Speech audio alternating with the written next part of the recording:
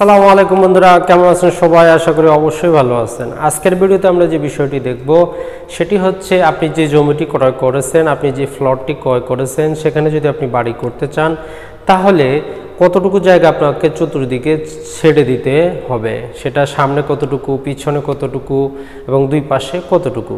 দ্বিতীয়টি হচ্ছে যে ছেড়ে দেওয়ার পর বাকি কতটুকু জায়গার মধ্যে আপনি বিল্ডিংটি তৈরি করতে পারবেন, আর তৃতীয় হচ্ছে যে কত তলার বিল্ডিং তৈরি করতে পারবেন। তো এই বিষয়টি আমাদের অবশ্যই জানা প্রয়োজন। আমরা যেভাবে একটি নিষ্কণ্ঠক ভূমি চিনতে পেরেছি, ভূমির যে দলিল, যে খতিয়ান, এই সমস্ত কিছু চিনতে পেরেছি, কিন্তু আপনি যে জমিটি ক্রয় করতেছেন, যে ফ্লটটি ক্রয় করতেছেন, সেটি ক্রয় করার আগে আপনার অবশ্যই এই সমস্ত কিছু জানা প্রয়োজন। না হলে আপনি যততলা বিল্ডিং করার জন্য চিন্তা করে ফ্লটটি ক্রয় করতেছেন সেখানে যদি করতে না পারেন, আপনি যত ইউনিট করার চিন্তা করতেছেন সেখানে যদি সেটি করতে না পারেন, তাহলে আপনি যেই চড়া মূল্যে যে ফ্লটটি ক্রয় করতেছেন সেটি আপনার লাভের চাইতে আপনার লোকসানটাই বেশি দিবে, সেটি আপনার লস বেশি হবে।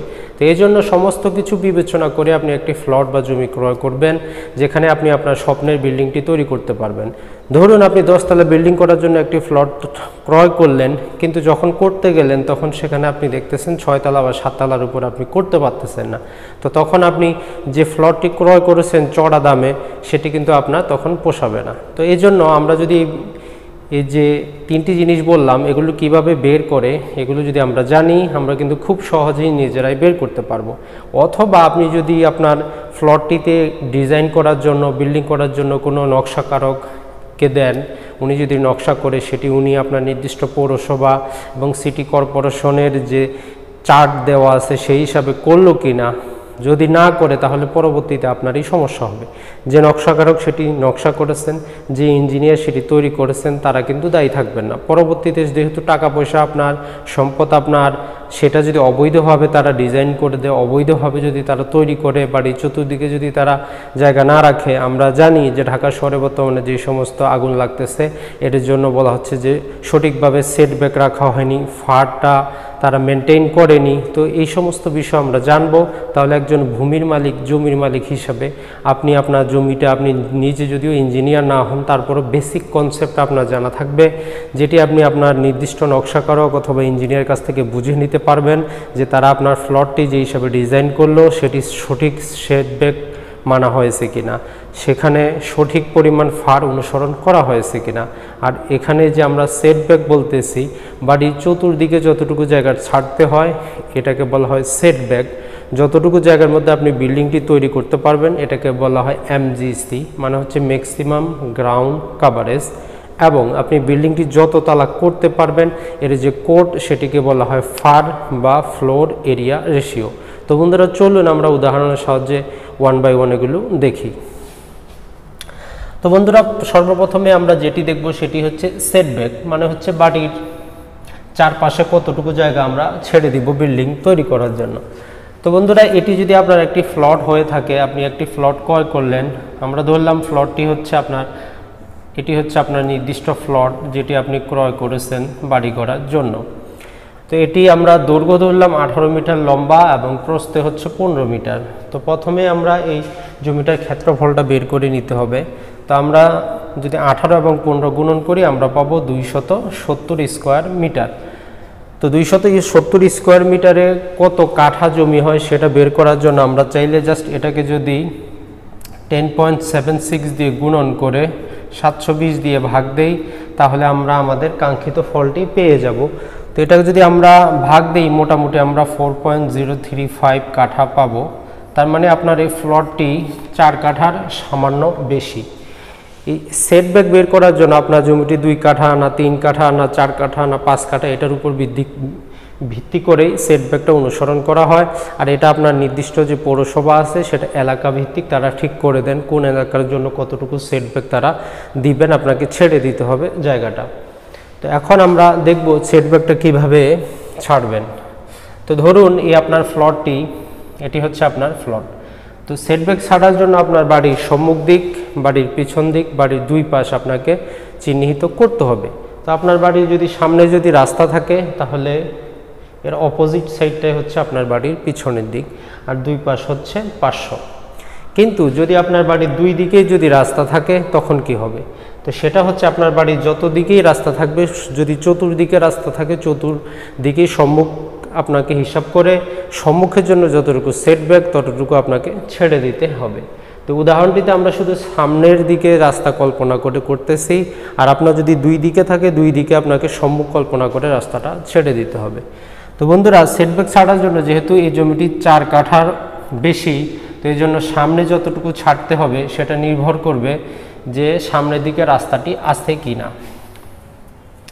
সাধারণত ঢাকা শহরে যে রাস্তার প্রস্থ এটি 6 মিটার হচ্ছে স্বাভাবিক।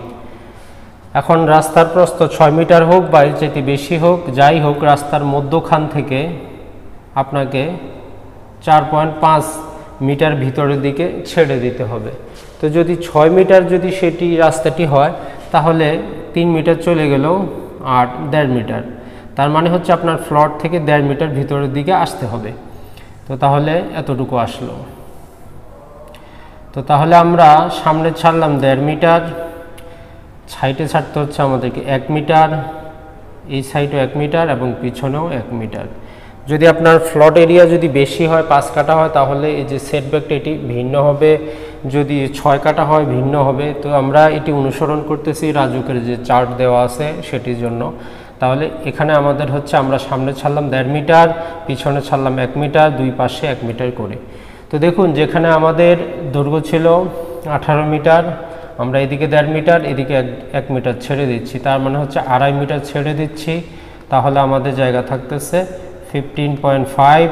আর প্রস্থ ছিল আমাদের, মোট যে জায়গার প্রস্থ ছিল 15 মাইনাস 2, তার মানে হচ্ছে আমাদের 13। এই দুটাকে যদি আমরা গুণন করি আমরা পাচ্ছি 201.5 স্কোয়ার মিটার।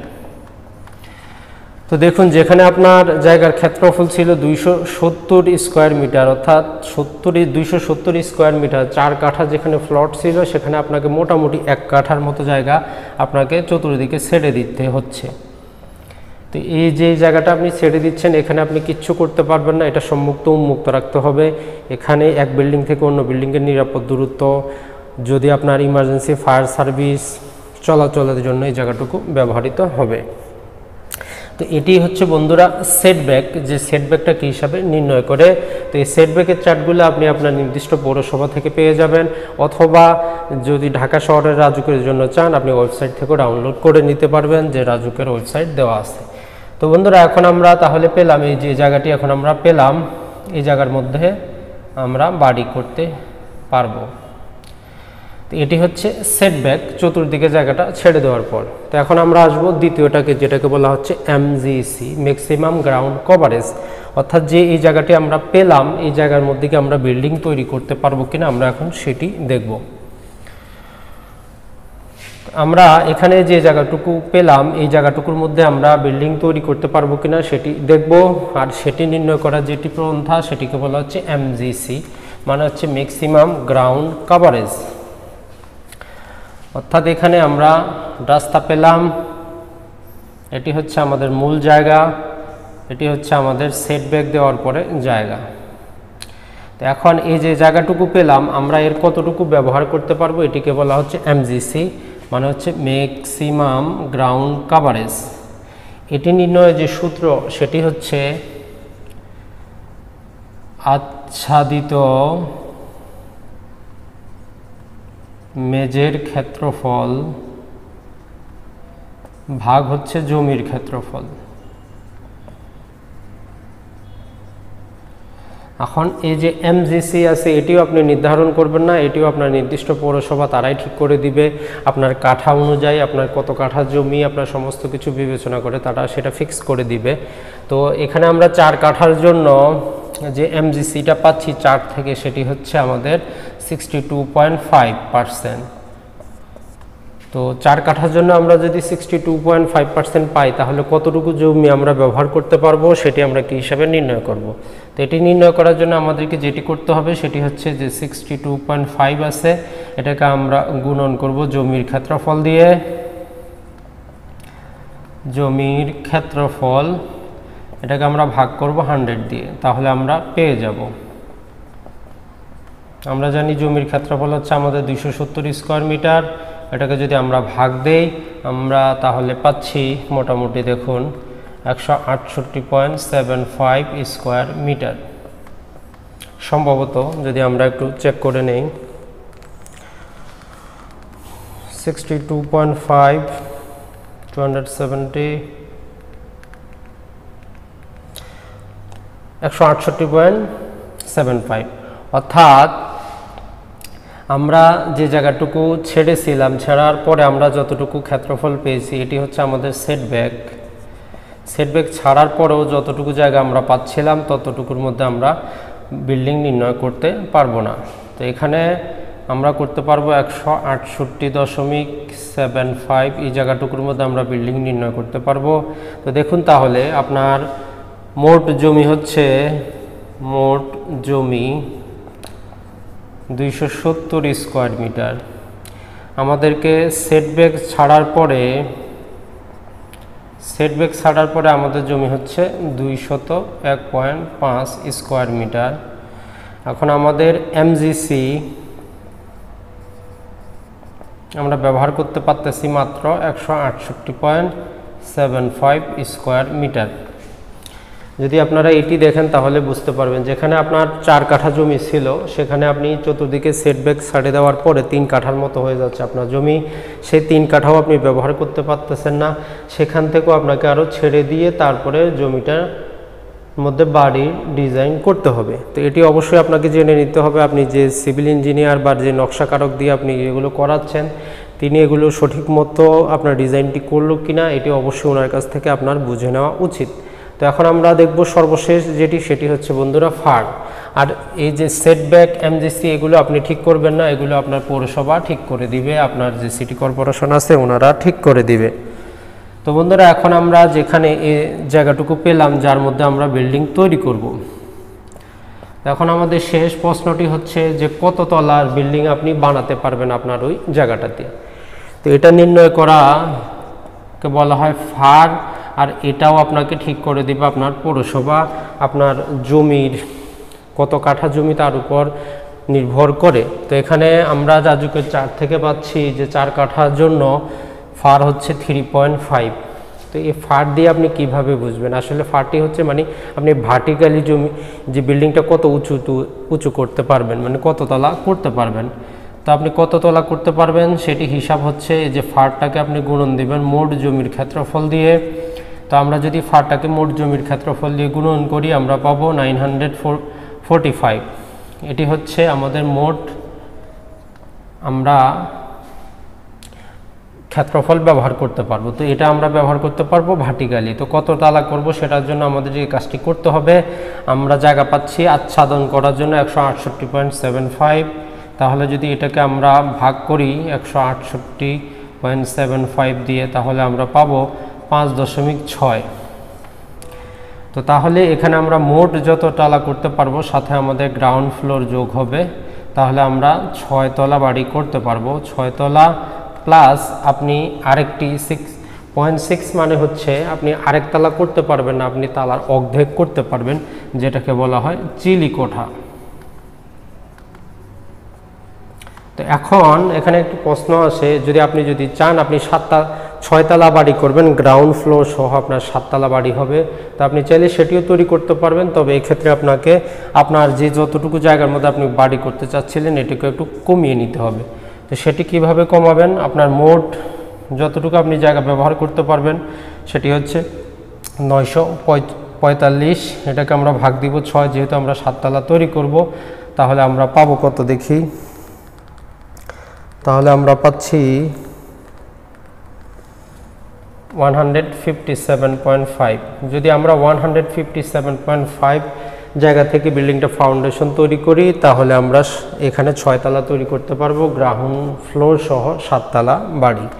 তো বন্ধুরা আশা করি আপনারা এই ভিডিও থেকে বুঝতে পেরেছেন যে বাড়ির চারপাশে কতটুকু জায়গা আপনি ছাড়বেন, ছাড়ার পর কতটুকু জায়গার মধ্যে আপনি বাড়িটি তৈরি করতে পারবেন এবং আপনি কত তলার বাড়ি তৈরি করতে পারবেন। একটি জমি বা প্লট ক্রয় করার ক্ষেত্রে আপনি এগুলো অবশ্যই বিবেচনা করে তারপরে জমির দাম নির্ধারণ করবেন। কারণ আপনি হয়তো চাচ্ছেন 10 তলা একটি বাড়ি করার জন্য একটি প্লট তৈরি করতেছেন, কিন্তু আপনি যত কাঠার বাড়ি করতেছেন যে জমিটা ক্রয় করতেছেন সেখানে কখনোই সম্ভব না। যখন ধরুন আপনি যদি 4 তলার বাড়িটা ক্রয় করতেছেন, 4 কাঠার যে ফ্ল্যাটটি ক্রয় করতেছেন সেখানে মাত্র আপনি 6 তলা তৈরি করতে পারতেছেন, কিন্তু আপনি চাচ্ছেন 10 তলা তৈরি করবেন। তো সেক্ষেত্রে আপনাকে অবশ্যই এই সমস্ত কিছু নিজে আপনি হিসাব করে তারপর আপনি কত তলার বাড়ি করবেন, কতটি ইউনিট করবেন, সেই হিসাবে আপনার উচিত ফ্ল্যাটটি ক্রয় করা। সাধারণত আমরা এসব কিছু করি না, এগুলো সিভিল ইঞ্জিনিয়ার বা ইঞ্জিনিয়ারদের কাজ ভেবে আমরা ছেড়ে দেই। কিন্তু দেখুন আপনারা ঢাকা শহরে এখন যাদের বিল্ডিংগুলো সামনে অথবা সাইডে ভেঙে ফেলা হচ্ছে, এগুলো কিন্তু ক্ষতিটা হচ্ছে মালিকের। যদিও ডিজাইনটি করেছে ইঞ্জিনিয়াররা, তো মালিকের উচিত হবে রাজুকের যে নির্দিষ্ট চার্ট আছে সেই হিসাবে তার ইঞ্জিনিয়ার এটি তৈরি করলো কিনা, এটি অবশ্যই একজন থার্ড পার্টি যে কোনো ইঞ্জিনিয়ার দিয়ে সেগুলো চেক করে নেওয়া। তাহলে আপনি যে টাকাটা ইনভেস্ট করতেছেন ফ্ল্যাটটা ক্রয় করে বাড়িটা করবেন, সেখানে আপনার টাকাটা নিরাপদ থাকবে। এবং আপনি যদি একজন রিয়েল এস্টেট ব্যবসায়ী হয়ে থাকেন, অবশ্যই কোনো এলাকার ফ্ল্যাট বা জমি ক্রয় করার আগে আপনি সেই এলাকার চার্টগুলো যদি দেখে নেন, তাহলে আপনি বুঝতে পারবেন যে কোন জমিটার মধ্যে আপনি বেশি পরিমাণ ভার্টিক্যাল ডেভেলপমেন্ট করতে পারবেন, অর্থাৎ যেখানে ফার বেশি পাচ্ছেন সেই জমিটা আপনি যদি দাম বেশিও হয় আপনি সেটা ক্রয় করতে পারবেন। তো আশা করি বন্ধুরা এই ছোট্ট ভিডিও থেকে আপনারা বুঝতে পেরেছেন যে সেটব্যাক জিনিসটি কি, এমজিসি জিনিসটি কি এবং ফার জিনিসটি কি। সহজ যদি ভাষায় আরও বলা যায়, সেটব্যাক হচ্ছে বাড়ির চতুর্দিকে কতটুকু জায়গা ছেড়ে দিবেন যে জায়গাটুকুর মধ্যে আপনি কোনো কিছু করতে পারবেন না, ওপেন স্পেস, পাবলিক স্পেস হিসাবে থেকে যাবে। তার পরবর্তীতে হচ্ছে এমজিসি, ম্যাক্সিমাম গ্রাউন্ড কভারেজ, অর্থাৎ সেটব্যাকটা ছেড়ে দেওয়ার পর কতটুকু জায়গার মধ্যে আপনি বিল্ডিংটি ফাউন্ডেশন করে উপর দিকে উঠাতে পারবেন। আর যে জায়গাটুকু ছেড়ে দিচ্ছেন বাকি, সেই জায়গাটুকু বলা হয় আবশ্যিক অনাচ্ছাদিত স্থান, অর্থাৎ যে জায়গাটুকু আপনাকে ফাঁকা রাখতে হবে। তার পরবর্তীতে হচ্ছে ফাড, মানে আপনি কত তলার বিল্ডিং সেখানে তৈরি করতে পারবেন, আপনি বিল্ডিংটাকে ভার্টিক্যালি কতটুকু লম্বা তৈরি করতে পারবেন। তো আশা করি বন্ধুরা ভিডিও থেকে আপনারা বুঝতে পেরেছেন। আসসালামু আলাইকুম, ভালো থাকবেন, সুস্থ থাকবেন, দেখা হবে আগামী পর্বে নতুন কোনো বিষয় নিয়ে, নতুন কোনো টপিক নিয়ে।